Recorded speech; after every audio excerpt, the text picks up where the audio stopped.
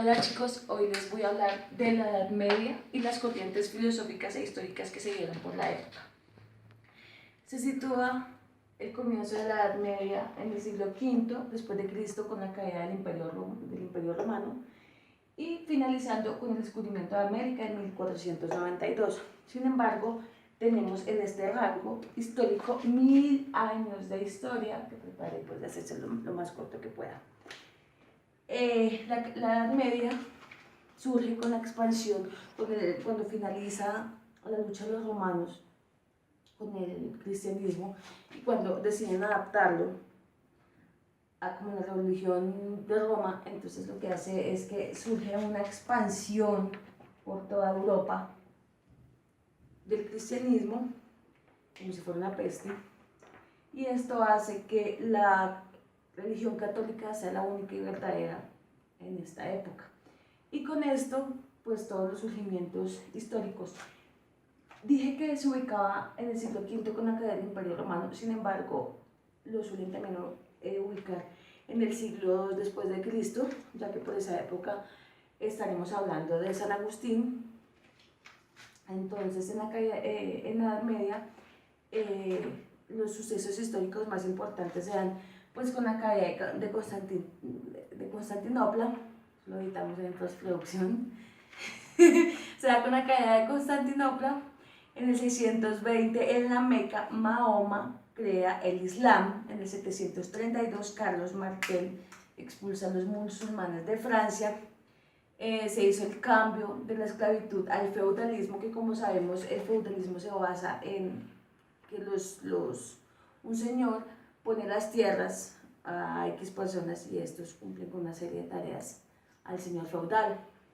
También se da el surgimiento en Europa de todas las casas reales de los grandes países que en ese momento estaban manejados por la monarquía, que era nombrada por Dios, que también vamos a hablar en ese momento. También se da el invento de la imprenta por Gutenberg. También se da la Guerra de los 100 años, que fue una guerra entre los ingleses y los franceses por tierras inglesas que estaban en el territorio francés. La Edad Media fue la época de los grandes caballeros. También sabemos que fue la época de las cruzadas hasta 1314 con la muerte de Jacobo de Molay, el gran maestre de los templarios, que muere por órdenes del rey de hierro Felipe IV de Francia. Lo mataron en hoguera, murió quemado. Como les contaba, también salen las grandes obras literarias de ese momento medievales, que fue el Cantar de los Cantares, Mio Cid, la canción de Rondal y Beowulf. También en el siglo XIV, ya finalizando, ya llegando casi a la parte descubriendo América, se da la peste negra o la peste bubónica, que diezmó pues casi la mayor parte de Europa. Y con eso finaliza pues como los datos históricos y entramos a la parte más importante, que son los datos filosóficos. Como les venía contando, el cristianismo, después de su expansión, después de la lucha entre los cristianos con los romanos, pues como por centralizar la religión, esta se expandió por toda Europa. Con la expansión también llegó la centralización, es decir, la fe en el poder, o la fe como poder, o la fe como todo universal en ese momento. Entonces, al ser la fe universal, era como la verdad absoluta en ese momento de la historia. Entonces, en la Edad Media fue marcada por el cristianismo para siempre, más que ninguna otra época. Va desde el siglo II al siglo XV. El cristianismo apareció como una especie de nueva educación para los hombres, una forma de llevar tu vida amando a Dios, teniendo fe y guiándote por la fe cristiana, pues obviamente. La filosofía bebió el cristianismo, la verdad era buscada en la Biblia, entre comillas, porque en ese momento la Biblia era donde se encontraba la máxima sabiduría. Pues ahí se hallaba la historia universal de cómo Dios creó el mundo y a las personas.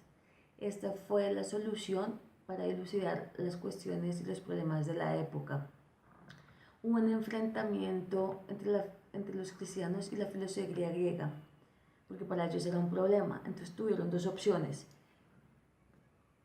fusionarse, hacer síntesis con ella y generar nuevos sistemas, o rechazarla. A través del gnosticismo, que quiere decir conocimiento a través de Dios, el cristianismo o los cristianos prometían se obtenía la salvación por medio del gnosticismo. Tienen corrientes del platonicismo que se introdujo con los padres de la iglesia. La filosofía medieval o de la Edad Media se divide en dos: la patrística, que va del siglo II al siglo V. En esta se quiere tratar de hacer una síntesis entre filosofía y religión. Aquí se encontraban los padres de la iglesia, en los que podemos ubicar a Orígenes y a este señor, San Agustín.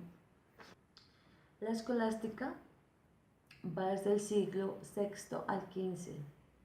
Aquí querían comprender la revelación divina por medio de la razón humana. Querían armonizarla, la fe y la razón. En esta época, en este momento de la Edad Media, encontramos a San Anselmo y a Santo Tomás de Aquino. Entonces, volviéndonos a la patrística, San Agustín nace en el 354 después de Cristo, enseñó retórica en Milán y entra en contacto con las doctrinas platónicas en el 386, que es cuando se convierte al cristianismo, y a partir de esto desarrolló una filosofía propiamente cristiana, agregando elementos de la filosofía platónica. Tanto fue su vocación, por decirlo así, que en el 391 se convierte en obispo de Hipona, que es casi como lo conocemos, de San Agustín de Hipona. Él, antes del cristianismo, era pagano. San Agustín decía que hay una realidad que era Dios, inmutable, eterno, incorruptible, y la realidad creada por Dios, cambiante, finita. Él decía que por medio de la interioridad el hombre podía llegar a Dios, es decir, a través del alma se podía llegar a Dios. Él quería explicar la relación entre el alma humana y Dios. Fue fe y razón. En la escolástica encontramos a Santo Tomás de Aquino, quien nació en 1225 después de Cristo, al norte de Nápoles, y en el 243 ingresa a la orden dominicana y es maestro de teología. Tiene influencias de la filosofía aristotélica, que después serían las ideas oficiales del catolicismo.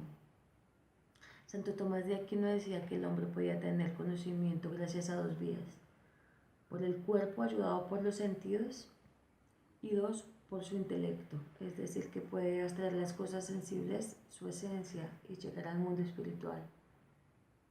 Afirmaba que el conocimiento de Dios es un conocimiento natural del ser humano, es decir, que nacemos con Él, en el conocimiento de que existe Dios.